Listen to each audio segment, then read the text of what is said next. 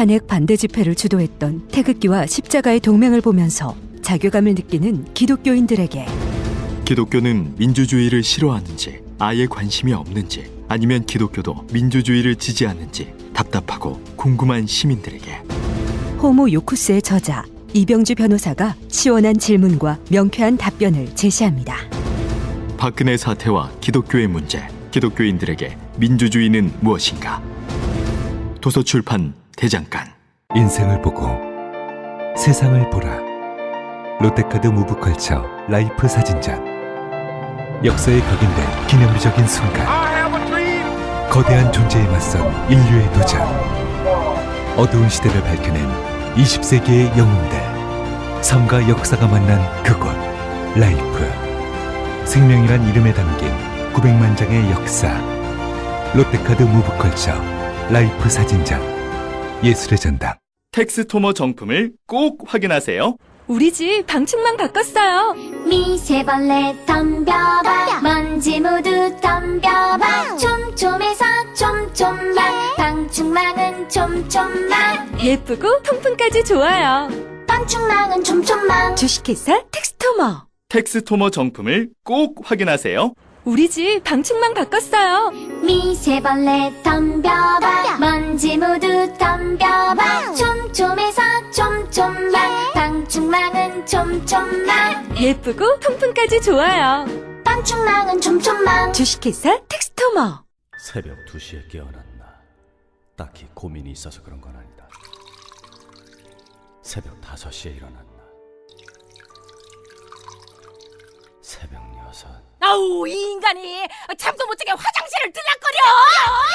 남성 활력과 전립선 건강 하루 한 알로도 충분합니다. 소팔메토, 옥타코사놀, 아연, 비타민 A, D, E까지 하루 영양 기준치 100%를 꽉 채운 메가셀 남자의 활력. 지금 바로 인터넷 검색창에 메가셀 남자의 활력을 검색해보세요.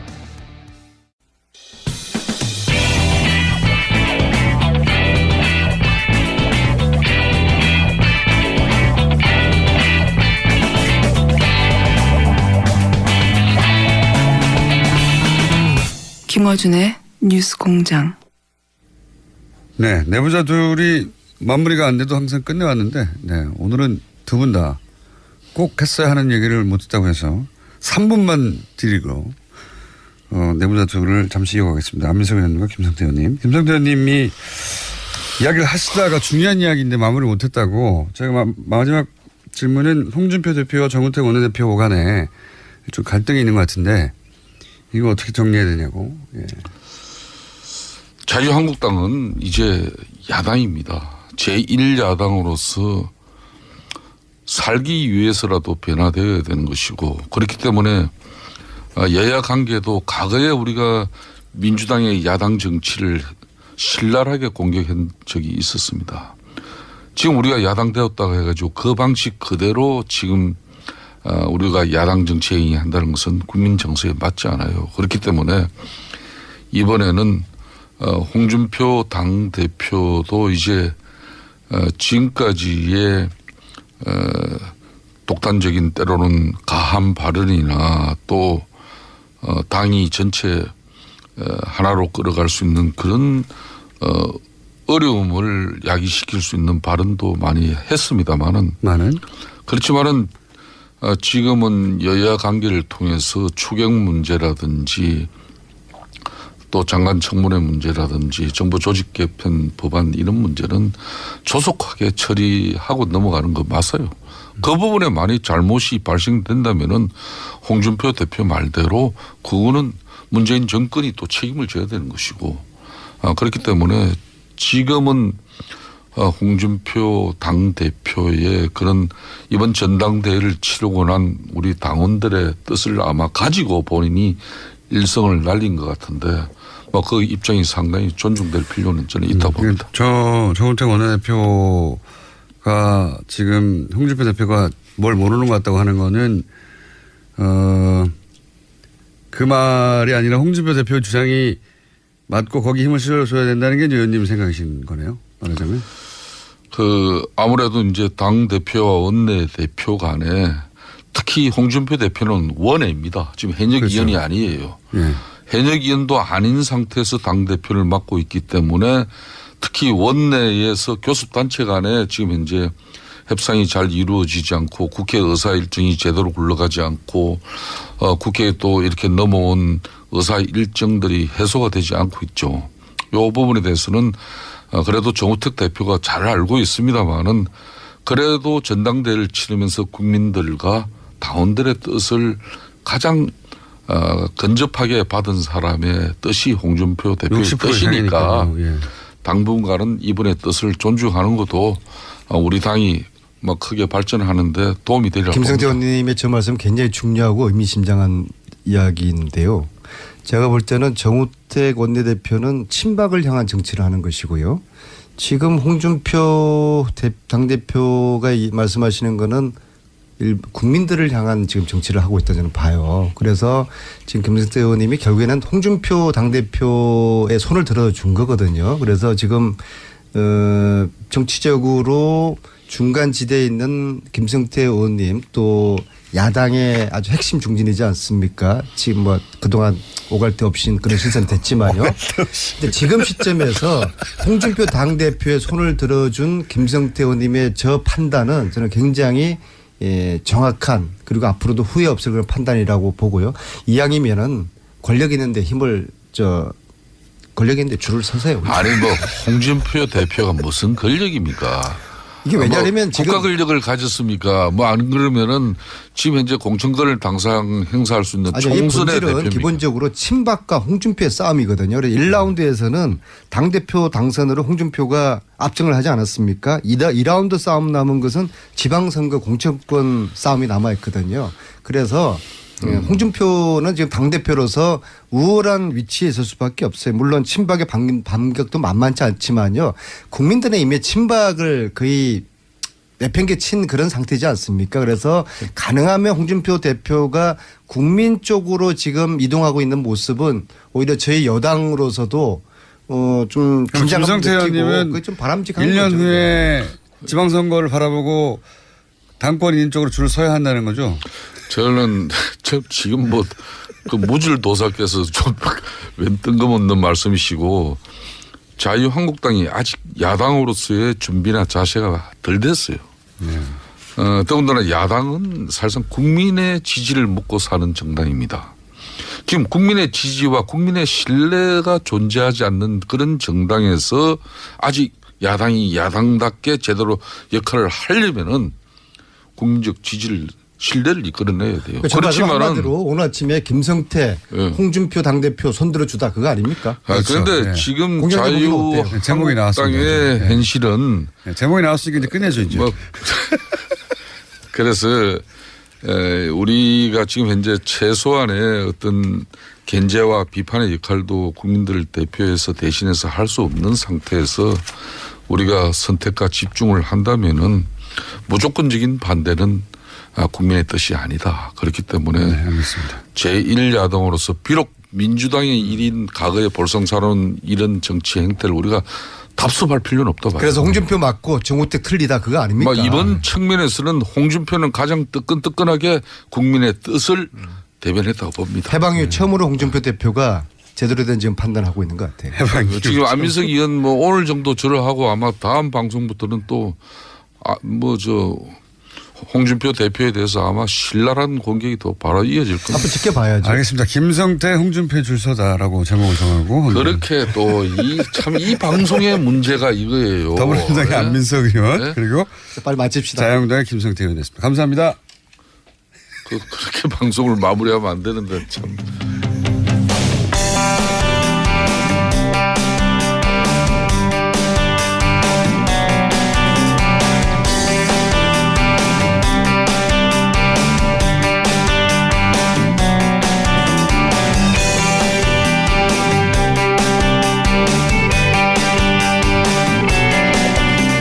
명이 넘는 전국 언론학자들이 KBS, MBC 사장 퇴진과 해직 언론인 복직을 요구하는 성명을 발표했습니다. 네.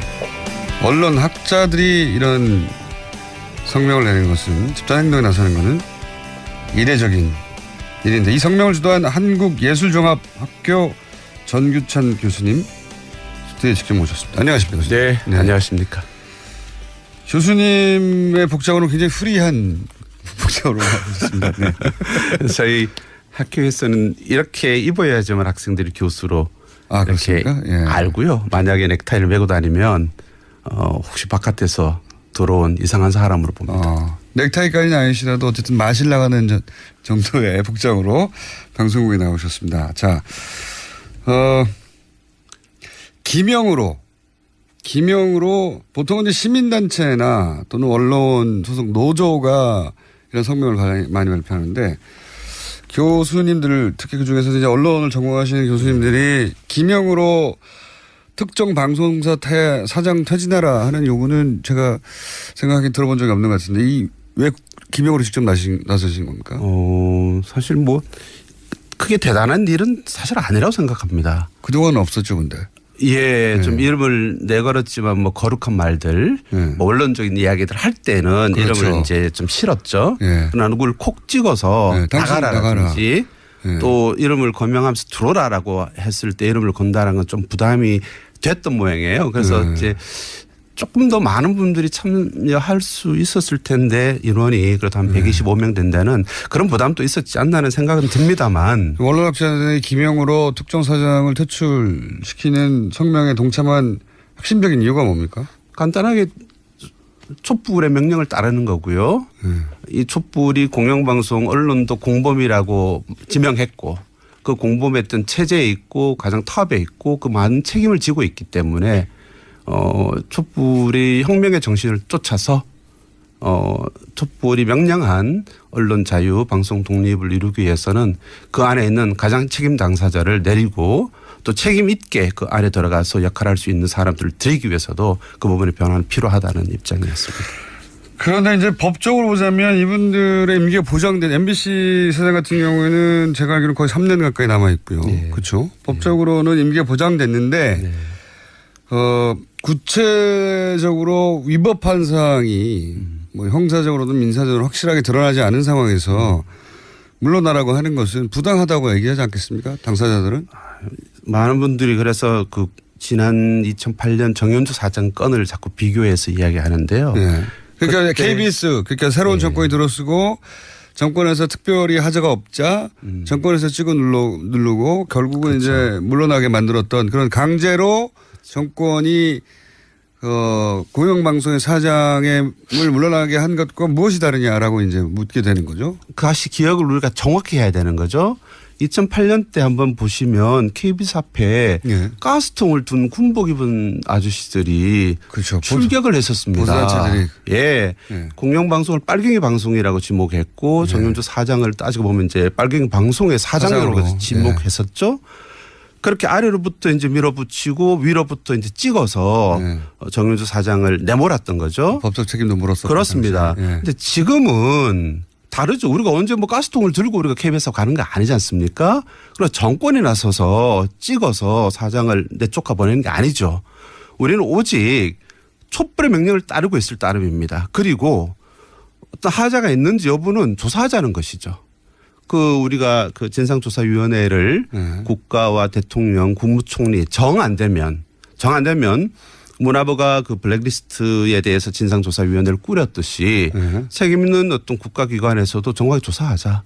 그래서 하면 우리가 생각했을 때의 그 비리와 부정과 불의는 분명히 다 드러날 것이다. 그래서 저희들은 민주주의 우리가 민주화 체제였던 그런 산물로서 생겨난 그 공영방송 아니겠습니까? 그렇다면 공영방송이 민주화 기능을 다한다라면 정의다. 근데 그에 반역하여 민주화, 한국 민주주의를 해친다면 그건 불이다. 저희들은 헌법 정신을 내세우는 거죠. 헌법 정신에는 그 불의에 한거한 4.19 어떤 그 민주 이념을 계승한다라고 돼 있다는 거죠.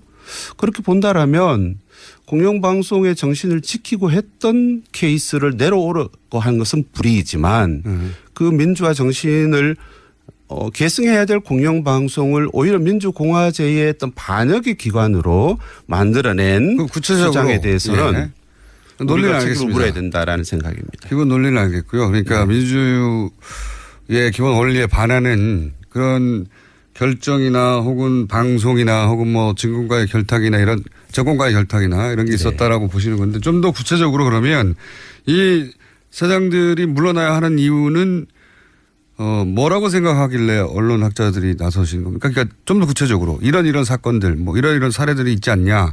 왜냐하면 지금 위원회를 뭐 조사회를 발족시켜서 조사하자고 하는 건 선우가 바뀌었다고 주장할 수 있는 게 문제가 있어서 불법이고 또는 뭐 대단히 위법하고 혹은 뭐 부당하여서 사례가 밝혀졌기 때문에 물러가야 하고 그 디테일한 조사는 추가적으로 뭐 법정에서 밝히든 조사에서 밝히자 하면 되는데 지금은 조사위를 한번 가동한 다음에 그런 게 밝혀지면이라고 하면 선우가 틀렸지 않습니까? 근데 만약에 그렇다면 세월의 경우는 어땠었을까요? 세월의 경우도 똑같지 않았나요? 국가가 모든 것들을 감추고 드러내지 않아서 많은 의혹과 의문이 제기가 됐고 그 유감이 촛불로 폭발해서 그 상세한 내용들을 알아보자라고 하는 그러니까 국가의 책임 있는 태도가 이제 나타나기 시작한 거죠. 그러니까 이명박 박근혜 정권 동안에 근데 국정원이 어떻게 공영방송 탄압에 개입했는지 우리가 어떻게 합니까? 사장이 어떤 명목으로 블랙리스트를 만들어서 출연진 금지를 시켰는지 우리는 사실 모르는 거죠. 그러나 사실은 있었던 거죠.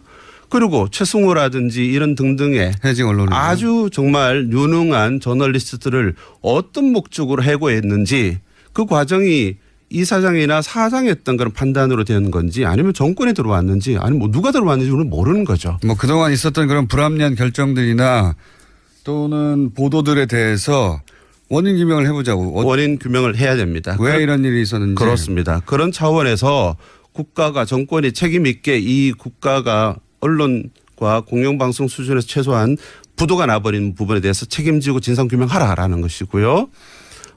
그런 부분에서 지금 사실은 방해의 공작을 하고 있다고 저는 보는 거죠. 공영방송이. 그런 점에서 공영방송이 제대로 이런 부분에서 어떤 규명이라든지 진실의 보도가 가능한 수준으로 하기 위해서도 책임 있는 당사자는 그 언론의 공론의 장으로부터 후퇴하는 게 맞다. 저희들은 그렇게 요구를 하고 명령을 하는 겁니다.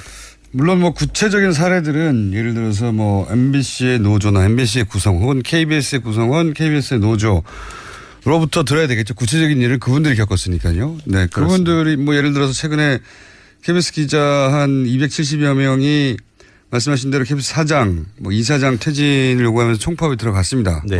어제였나요? 네. 제작거부도 들어갔고 MBC 내에서도 그 직종별로 직제별로 그런 성명과 활동을 한 지가 오래됐죠. 오래돼서 내부적으로는 그런 문제에 대한 공감대가 어느 정도 있는 것 같은데. 맞습니다. 그래서 구체적 사안은 그럼 거기서 들어본다고 치고 그럼 언론학자들이 요구하는 거는 이런 움직임이 있고 실제 문제가 많으니까 가만히 있지 말고 정부는 그러면 조사회를 구성하라. 이게 첫 번째 요구입니까? 예. 우리 4개 내세운 요구 중에 하나인 건 분명하고요. 네. 이 싸움을 언론사 공영방송 내에 있는 사람들에게 국한시키거나 그렇게 전부 다 맡기지 않겠다라는 단호한 결심입니다. 그러니까 그들끼리만 싸우고 잘 안 알려지고 있는데 완전 고립되어 있는 거죠. 밖에 있는 같은 영역의 전문가인 우리가 네. 좀 더 자유로운 우리가 이분들을 도와줘야 되겠다. 아닙니다. 아닙니까? KBS, MBC 이사장, 예. 박문진 이사장, 공영방송의 가장 중요한 기관에 언론학자들이 참여했었죠. 예. 그 책임을 우리는 스스로 물은 겁니다. 우리도 참여했었는데. 그렇습니다. 우리 분야도 우리 학자들도 거기 참여했는데. 그러니까 공영방송이 지금처럼 이렇게 몰락 개판이 된 데는 단순히 그들의 탓만이 아니라 그걸 방임하고 방조하고 심지어는 참여해서 정책적으로나 혹은 인적으로 참여해서 이렇게 만드는 우리의 책임도 있다는 걸 분명히 묻는다. 그렇다면 현 사태를 개선하는 것도 우리의 책임이다. 언론학자들이. 이렇게 저희의 자책을 하는 것이고요. 그러니까 이게 이제 관찰하다 보니 그런 문제가 있어 개입하는 게 아니라 이거 언론학자 우리들의 문제이기도 하다. 그렇습니다. 이건 그래서 일종의 자체 고발이고요. 그래서 실명으로 우리 안에 또 적폐가 있었다라는 것을 내세우는 것까지는 저희가 용기 있게 용감하게 하지는 못했죠. 더 많은 우리 언론학자들 중에 누구누구도 문제 있는 거 아니냐. 우리끼리도 자성해야 된다. 여기까지는 못 하셨다고요? 까지는 익명으로 동료들이다 처리를 보니 했습니다. 좀 더 많은 분들의 이름을 얻기 위해서 불가피하게 했었고요. 그러나 그 부분은 다시 학교로 돌아가서 학교 내에서 학교에서는 비판적인 어떤 그런 다툼과 문제 제기로서 사실 지식인 사회나 학교가 망했지 않습니까? 지난 정권 동안에.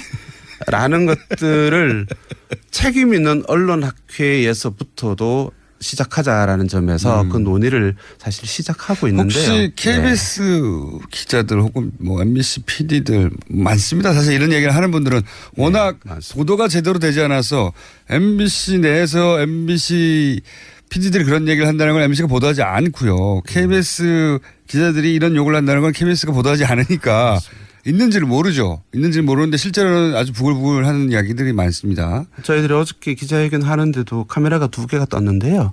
경향신문이 카메라를 띄워서 이제 동영상으로 배포했고요. 하나는 MBC가 떠서 제가 노조위원장에 물어봤습니다. 그래서 무슨 카메라고 하니까 체중 카메라일 가능성이 높다고 했습니다. 카메라. 그러니까 우리가 지금 이렇게 중요하게 문제 제기하는 게 고립되고 사실 MBC 안에 싸우고 있는 많은 목소리들이 완전 이렇게 폐쇄되어 있죠. 그분들하고는 혹시 교류가 있으십니까? 어저께 나와서 뜨거운 눈빛을 사나이들 사이에서 교환을 했었고요. 처음 있는 일입니까? 사나이들만 교환했겠습니까? 여성분들 사실은 예. 오셔서 작가분이나 PD분들 오셔서 저희들과 뜨거운 또 포옹도 했습니다. 처음으로 혹시 언론학자들과 이런 그 공영방송 내 구성원들과 만난 겁니까? 언론학자들은 사실 자존심도 세고 또 부끄러움이나 이런 소박해서요. 이렇게 서명은 하지만 직접 가서 하진 직접 나서 이렇게 하긴 되게 어려워서 의외네요, 그것도. 예, 그래서 직접 그 걸음을 했고 많은 분들 MBC 그렇게 기괴하게 큰 거 처음 봤다라고 하신 분들조차 있었습니다. 그 방송국이 상암에. 이사 가고 나서 그 MBC를 처음 가보면 언론학자들이 현장에 가보셔야죠. 하나는 뭐 수치감이고 하나는 불쾌감이고 하나는 거리감들이 있어서. 우리는 학자니까 이런 것도 있군요. 또 꼴보기 싫었던 측면도 아니겠습니까? 싫었던 측면도 있고. 이런 언론학자들이 나서서 공영방송에 공개적으로 문제 제기를 하는 것은 내부적으로 힘들게 싸우시는 이 구성원들한테는 큰 힘이 되겠네요. 예, 말씀드렸다시피 뭐 저희 뭐 언론 등상에 있는 활동가 입장에서 자주 봤던 표정과 어제 몇 분 아니지만 125명 이름으로 학자 학계 이름으로 왔을 때 그분들 대하는 표정은 정말 달랐습니다. 학자들이 이런 자리를 오히려 찾아가서 기자들과 구성원 PD들과 여기서는 학문적인 관점에서의 관점도 그 이론도 논리도 제공하고 그쪽에서는 절박한 상황에 대한 구체적인 사례들도 학자들에게 전달하는 만남의 장이 더 있어야 되지 않을까요? 그래서 제가 이야기할 때 부끄럽다고 말씀드렸고요. 그동안 그렇게 못했던 게? 뭐 개인적으로는 인정 안 하고 싶습니다만 다수의 주류 언론학자들은 예, 권력의 주구였다. 권력의 핵심이었다. 그렇기 때문에 현실의 사정을 청취하기는커녕 오히려 조장한 책임이 있다.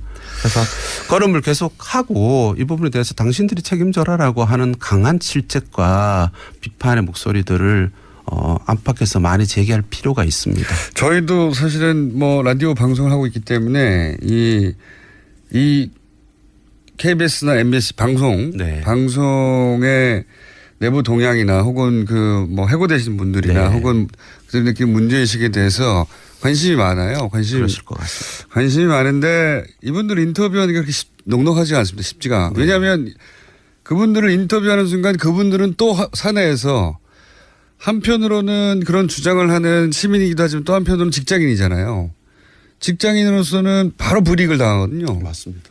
하기가 쉽지 않아서 이 문제를 다루기가 쉽지 않습니다, 사실. 사실은 뭐 최승호나 이런 관록에 있는 선수들이야 놔둬도 지들이 알아서 이제 싸워갈 텐데 그 어린 친구들 이 스스로 양심에 따라서 움직이는 친구들은 정말 보호가 필요합니다. 제가 이 행동을 시작하게 된 거는 MBC의 가장 그 말단 그 기자가 있었습니다.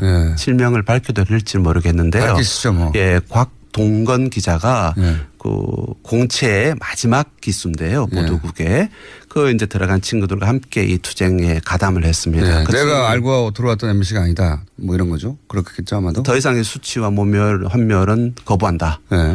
그래서 사실은 그 친구가 이제 저희가 제 학교에서 직접 가르친 친구는 아니지만 언론학자라서 언론학을 공부해서 공영방송에서 한국 민주주의, 언론 민주주의를 책임지겠다고 들어간 친구들이죠. 그런 친구들에게 우리가 힘을 보태는 것은 물론이고 우리가 책임을 져야 된다는 거고요. 그 친구들이 사실 제가 동거나 선생들도 나간다. 버텨라. 김장겸은 아웃. 박동건은 스테이. 뭐 이런 목청을 냈을 때도 알면서도 그 친구들은 저희들이 갔을 때도 제 1인 시위 때나 우리 기자회견 때 나오지 못합니다.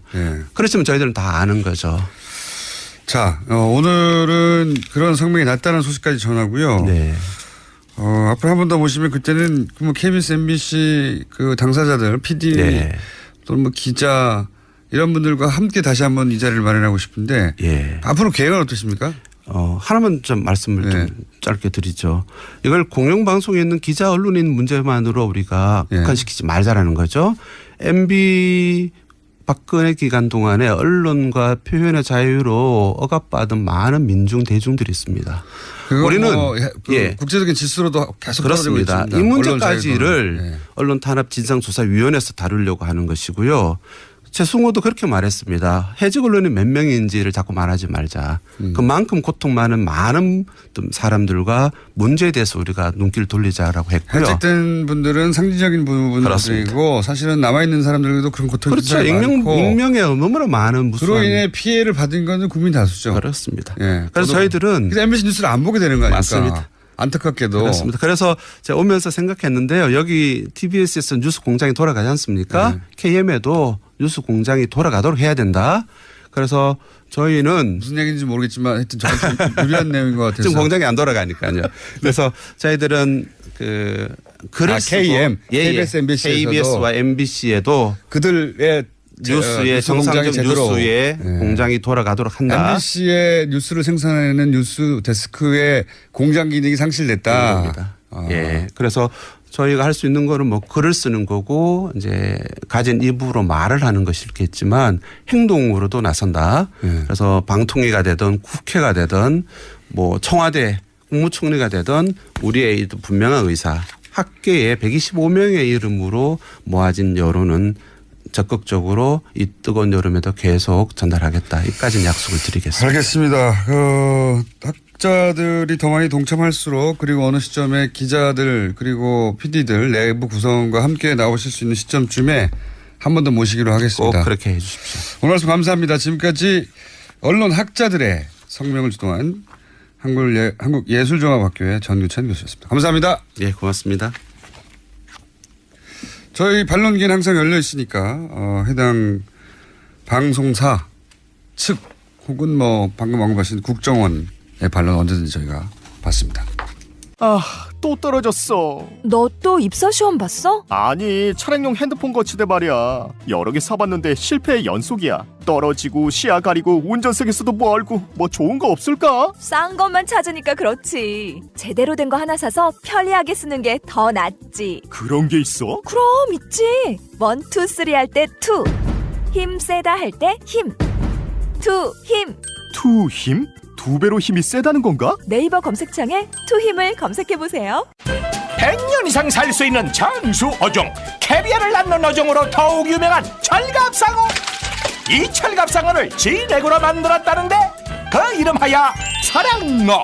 오메가3, 필수 아미노산, 각종 미네랄, 컨드로이친 등 100년 장수 철갑상어를 진액으로 한 컵에. 좋다, 좋아. 철갑상어 진액 사랑어. 스테미너가 콸콸콸. 검색창에 사랑어. 오빠, 우리 어디 가는 거야? 정수 가지. 와, 우리 말 타러 가는 거야? 그렇게 좋아? 고민하지 말고 장수로 오세요. 온 가족이 즐기는 승마 체험과 국내 최대 규모의 말역사 체험관 등 장수에는 정말 볼 것, 누릴 것들이 넘쳐난답니다. 말의 심장 소리를 직접 느껴보는 장수에서의 하룬 여행. 장수는 항상 가까이 있습니다. 주말 여행은 장수로. 승마 체험 예약은 063-350-5486.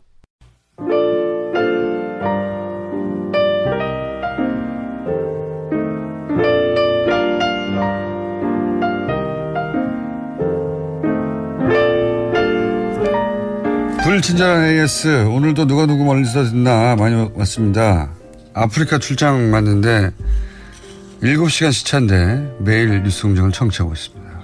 네, 뉴스공장 때문에 데이터 로밍을 이용했어요. 잘하셨습니다. 어차피 메일 막혀서 교통정보 따윈 필요 없다. 자카르타에서 듣고 있습니다. 어차피 오늘도 막히겠지. 자카르타고요. 시애틀 우체부입니다. 라고 권종상 씨가 이름을 밝히면서 본인 사진을 보내오셨는데 이번에 안민석 의원이 미국 방문했을 때 같이 찍은 사진이라고 사진까지 보내셨는데 굳이 사진까지 보내주시지 않으셔도 됩니다. 연애와 국제정치 한번 해주세요. 연애와 국제정치. 제가 과거에 윤도현 씨 방송에 잠시 고정으로 나갈 때 연애 상담을 해달라길래 이 엄중한 시국에 어떻게 연애 상담만 하냐고 연애와 국제정치라는 코너를 만들어가지고 국제정치를 약 20초 얘기하고 연애를 20분 얘기한 적이 있습니다. 재밌었었나 보네요. 예. 언제 한번 단발성을 한번 해보겠습니다. 자, 여기까지 하겠습니다.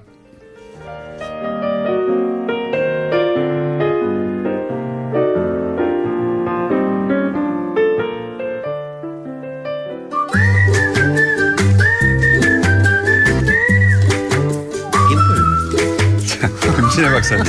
오늘은 평소보다 조금 시간이 길다고 제가 그랬더니 뭐가 기냐고. 길게 김원준 공장장께서 이렇게 말씀을 조금 덜 하시면 길어지지요. 네, 제가 가능하면 참아보겠습니다 오늘은.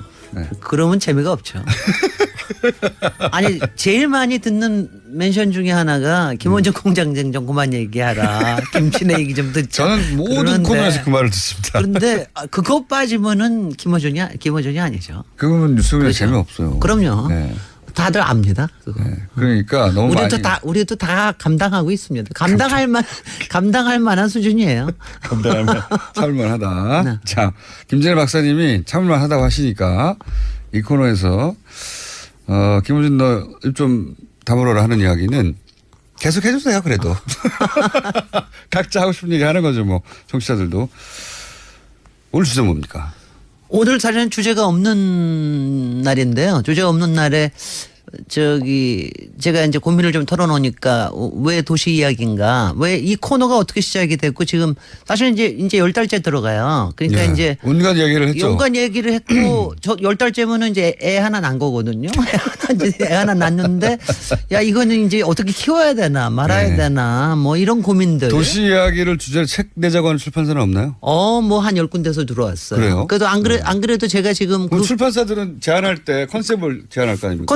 컨셉도 제안하죠. 우리는 컨셉을 모르는데 출판사는 이미 물론이죠. 어떻게 하면 잘 팔리나. 네. 근데 저도 뭐 그런 건 있어요. 이거 공장장 뉴스공장 덕분에 도시에 대한 주제를 좀 책을 좀 많이 팔아볼 수도 있지 않나. 뭐 이런 왜냐하면 제가 여러 종류의 책을 썼는데 저도 뭐 상당히 베스트셀러 작가라고 하는데. 도시에 대한 책은 제가 의무감으로 쓰지만 뭐 얼마 안 나갑니다. 뭐 기껏 나가요 5만 부 나가는. 사실은 본업은 도시건축가인데. 근데 뭐 실제로 건축 얘기는 조금 더 나가요. 집 얘기나 이런 건 더 나가는데 도시에 대한 얘기는 사실은 이게 안 나가거든요. 그거 안 나간다는 게 이제 바로 뭐겠어요. 별로 관심이 없는 겁니다. 혹은 잘 모르거나요. 아니요. 그러니까 그래서가 아니고 모두의 것이라고 얘기할 때는 별로 관심이 없습니다. 그러니까 도시라고 하는 건 내 거기도 하지만 모두의 것이기 때문에 내가 별로 관심 없어도 돼. 집은 소유할 수 있지만. 집은 내 거지. 그래서 건축에 관심이 있는데 그리고 도시는 내가 소유할 수 없잖아요. 그리고 건축은 뭐 이런 또 환상이 있어요. 좀 멋있어지고 싶지 않아? 뭐 이런 거 있잖아요. 나도 멋있게 살고 싶어. 뭐 이런 거. 내 집은 내 마음대로 할 수 있지만 도시는 내 마음대로 할 수 없으니까요. 그리고 도시가 이제 근데 도시에 이제 여기서는 굉장히 재밌어 하는데 공장장은 이제 음모와 그러니까 도시라고 하는 게 여러 측면이 있는데 권력과 음모가 비리와 이런 게 이제 총체적인 데가 도시 아니에요. 말하자면은. 도시에서 다 일어나니까. 그러니까 도시는 정말 그 죄악의 소굴입니다. 그야말로. 소돔과 고모라. 예. 그런데 이제 그거 얘기를 하는 게 이게 시사 이야기에서는 또 김원준 공장장이 재밌어 하니까 더 재밌을 수가 있는데 이게 책으로 나오면은 재미가 없을 수도 있어요. 제가 그러면 구석에 사진을 넣어서 마치 아니 그래서 제가 제 이야기는 하나도 안 아니 등장하지만 제가 무슨 생각을 다 하고 있냐면은 책 제목으로 김진애의 도시 이야기가 아니라 어중과 진애의 도시 이야기를 해볼까? 책을 팔기 위해서. 그러니까 도시에 대한 그러니까 책을 팔기 위해서는 아닙니다. 저는 책은 꽤 팔고 있는 사람이기 때문에 근데 도시에 대한 거를 분들이 그러니까 제가 저 출판사뿐만이 아니라 굉장히 많은 독자들한테 책 써주세요라고 이제 얘기를 듣고 있는데 문제는 책을 쓰면 이제 안 읽으신다는 거지. 쓸 수는 있으나. 그 다음에 또 하나가 오늘 이제 이 도시 이야기 저거 할 때 왜 이 코너가 그러면 정해졌느냐. 그러니까 저도 그게 궁금했어요. 그러니까 그걸 모를 리가 없다. 방송인도 다 알아요. 작가들도 알아요. 저희 작가들이 기본적으로 박사님의 팬이고요. 오랜. 그건 물론. 아니 저도 걸크러시 된다니까. 팬이고요. 그리고 박사님이 하실 수 있는 이야기는 다른 데서 들을 수 없다. 이런 것도 있고 정치도 하셨고 도시도 이해하시고 그리고 건축도 하시고 뭐 사실 다룰 수 있는 주제가 광범위하다.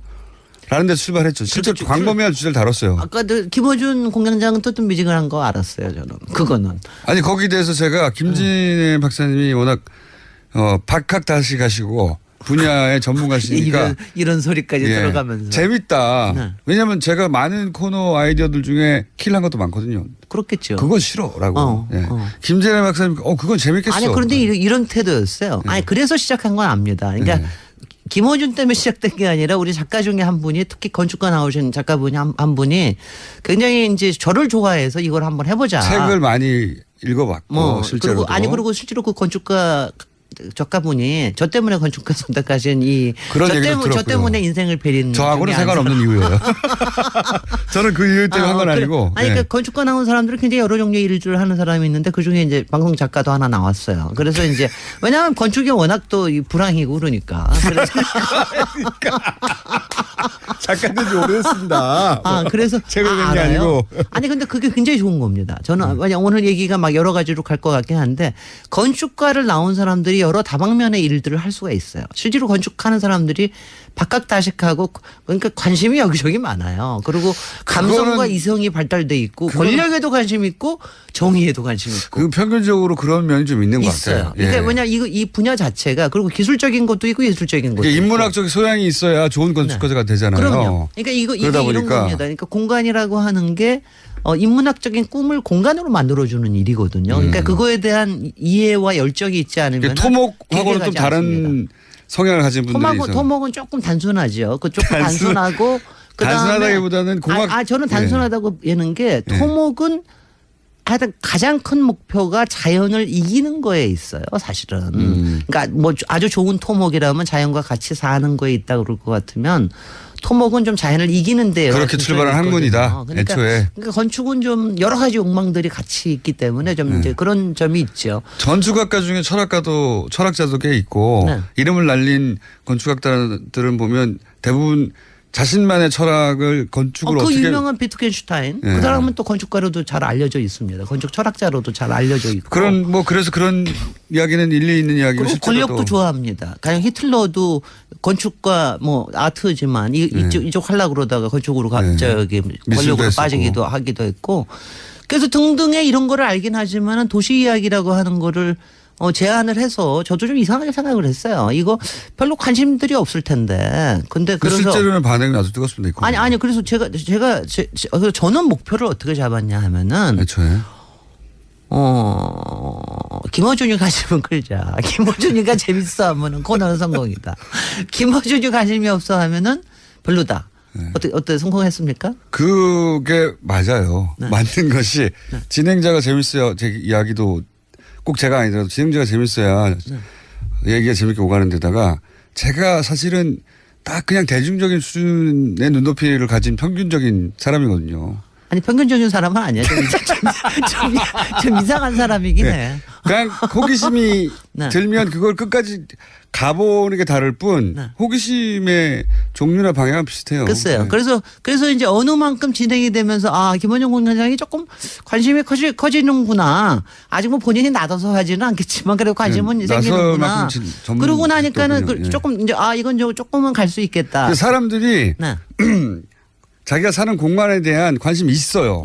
있는데 그거를 이렇게 풀어서 설명하거나 또는 그게 왜 어떻게 만들어졌는지 혹은 이걸 만드는 과정에서 무슨 비리가 있었는지 총체적인 이야기를 한 군데서 들을 기회가 없죠. 바로 그거예요. 그러니까 뭐 저는 사실 도움을 받은 것도 있는데 이쪽이 때문에. 저도 처음에 시작할 때는 뭐 공장장도 이거 멋있는 얘기 듣고 싶어 하고 그러는 거 아니야 막 의심하고 그랬잖아요. 근데 보니까 조금 있다가 마침 탄핵이 생겼어요. 탄핵이 생기고 그다음에 대선이 생기고 그러니까 여러 가지 정치 공간에 대한 정치 역학에 대한 굉장히 많이 도시에는 시사도 있고 인문학도 있고 철학도 있고 다 있잖아요. 그 부분에 이제 광장이 들어오고 우리 박근혜 작품인 광장이 들어오고 그러고 나서 이제 대선이 있으니까는 이제 공약 얘기하면서 4대강 얘기도 하고 뭐 이런 얘기하니까 이명박 얘기도 하고 그러니까 이제 사람들이 어머 그래. 그러면서 많이 관심들이 생기신 것 같아요. 그래서 지금은 저도 이제는 김원중 공장장의 관심뿐만이 아니라 청취자분들께서도 꽤 관심들이 좀 생기셨다라는 생각까지는 듣는데 맞습니까? 네. 하고 답을 했다고 하고. 네네. 그러니까 이 코너가 근데 또 유독 여성 청취자들의 반응이 좋다고. 그 이유는 뭘까요? 그건 제가 보기에는 박사님이 가진 캐릭터 때문이라고 봐요. 어떤 캐릭터? 일단 여잔지 남잔지 모르겠는 목소리. 칭찬을 듣고 싶으신 겁니까? 아니요. 칭찬이 아니라 분석을 듣고 싶은 거지. 그 평범하지 않은 이상한 분석. 그건 이제 보통 그 여성 전문가들이 잘 다루지 않은 영역이기도 하고요. 실제. 대부분은 목소리가 처음에 약간 중성적이어서 여성인가 남성인가 헷갈리는 분들도 많고요. 여성인지 알고 나서 매력을 느끼는 분들도 많고요. 네. 내용도 그렇고 그리고 그 이야기의 전개 방식도 굉장히 여성들이 잘 따라가기 쉽게 보통 남성들이 전문적인 용어 통통 던지고 맞아요. 예. 그럼 잘난 척하고 끝나거든요. 근데 굉장히 편안하게 이야기가 진행되니까. 아니 그러니까 그리고 무엇보다도 저하고의 케미가 좋고. 이거 또 끝은 그렇게 나네. 자, 근데 이게 오늘 얘기를 나누다 보니까 결국 오늘 주제를 정하지 못하셔가지고. 사실은 이겁니다. 주제는 사실 정했어요. 다음에 이제 다음번에 이제 제가 여름 특집을 하자고 얘기를 했습니다. 여태까지 도시라고 했지만 도시 이야기는 딱 한 번 뭐 별로 그렇게 많이 안 했습니다. 그래서 제가 여름 특집으로 도시들을 골라서 이제 좀 하자. 그러니까 근데 이제 이러면 다 또 여행 가기 좋은 도시만 다 또 생각을 해서. 그렇죠. 이건 이 코너가 다를 얘기예요.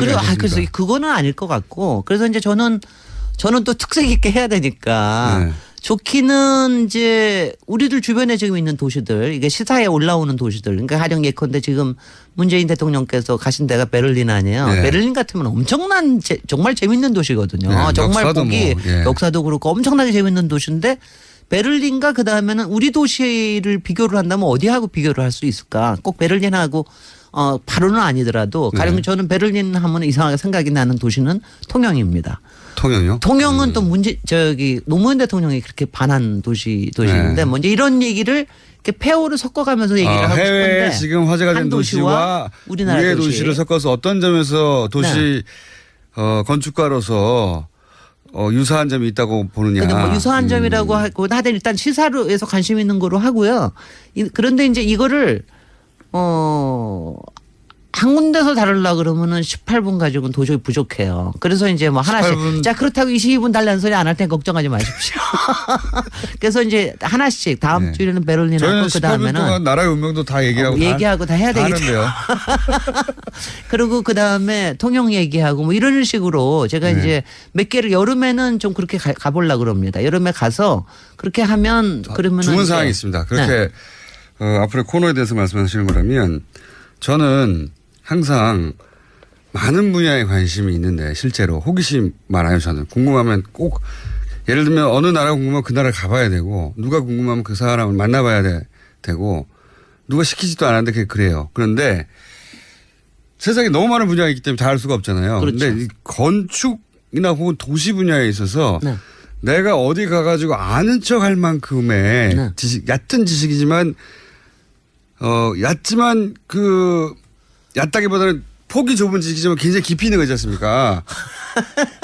아, 주문도 많어. 하여튼 이런 거 있잖아요. 예를 들어서 와인 얘기를 하면 와인 그거 어떻게 합니까? 그 오랜 역사와 그 라벨들을 모르니까 포기하게 되는데 5분 이내에 아는 척하는 매뉴얼 같은 거 있어요. 그거 있어요. 그거는요. 예를 들어서 여자를 꼬실 수 있는 거, 남자 꼬실 수 있는 거 있어요. 그 와인 자기가 좋아하는 건축가 얘기하는데 남자 꼬시는 거하고 여자 꼬시는 거 완전히 다릅니다. 아, 그래요? 네, 완전히 다릅니다. 그거 중요한 정보. 굉장히 중요한 거. 그런 거 말이죠. 여름 특집으로 그런 그러니까 거. 여자한테 얘기할 때 제가 아까 얘기해서 제가 여자이기 때문에 이걸 어필하는 끌고 부분이죠. 나가는 게 있다고 그러는 게 뭐냐면 이게 호기심이거든요. 네. 그러니까 호기심을 나의 주제를 여기 삶에서부터 푸지 출발을 마시고 해가지고 오늘 다 푸지 안 마시고. 하고 시간이 없어요. 근데 안 해줄 거야. 그렇게 몰래 가르쳐 줄 거야. 짧은 시간 내에 어디 가서 아는 척 할 수 있는 예를 들어서 와인이다 그러면 사람 이름 하나 와인 브랜드 2개 뭐 이렇게 해가지고 그거 알아? 그거 너무 이렇게 통속적인 주문이나 하고 말이죠. 여러분 도시는 사실은 굉장히 여러 가지 얘기가 있습니다. 그 안에 건축도 담고 있고 집도 담고 있고 역사도 정치제도도 있고 있고 정치도 있고 시세도 있고 그다음에 정말 이 비리와 음모에 관련된 것도 있고 여러 가지 우리 생활에 관련된 것도 있고 우리 지난번에 왜 화장실 얘기하니까 얼마나 신나하십니까? 그러니까 그런 것처럼 그러니까 이 얘기는 무궁무진하니까 여름 특집으로 그러니까 제가 여름 특집으로 하고 김원준 공장장이 잘릴 때까지 할게요. 10분 만에 파악할 수 있는 여름 특집으로 파악할 수 있는 10분 만에 아는 척할 수 있는 아는 척 매뉴얼. 네. 네. 아는 척 도시에 매뉴얼. 대한 아는 척 매뉴얼 네. 한 두세 번만 해주세요. 도시와 건축에 대해서. 글쎄. 건축 얘기 나오면 이게 어디서부터 접근해야 될지 모르고 건축도 너무 많고 유명한 것도 너무 많잖아요. 근데 그중에 한 두 가지, 세 가지 더 많이 외울 수는 없거든요. 네. 두 가지, 세 가지 정도만 알고 그걸 상대방과의 대화 중에서 너무 많이 아는 사람처럼 보일 수 있는 기술. 너무 많이 아는 사람처럼 보이는 기술. 근데 너무 많이 아는 사람은요 별로 매력 없습니다. 그러니까 두세 가지만 얘기하고. 좀 맛깔지다. 이 사람 좀 뭔가 더 있을 것 같은데 이런 거. 빙산의 팀만. 빙산의 팀. 근데 고급스러운 걸로. 네네. 그런 걸로 좀 준비해 주시면. 저거 하고 도시 이야기는 책 쓰는 거는 제가 하여튼 7월달 중에 이거 여름 특집 하면서 열심히 고민해가지고 또 생각을 해봐야겠습니다. 자, 다음 시간에 그러면은 도시 건축에 대한 아는 척 매뉴얼 시작하겠습니다. 김진애 박사님이었습니다. 감사합니다. 안녕.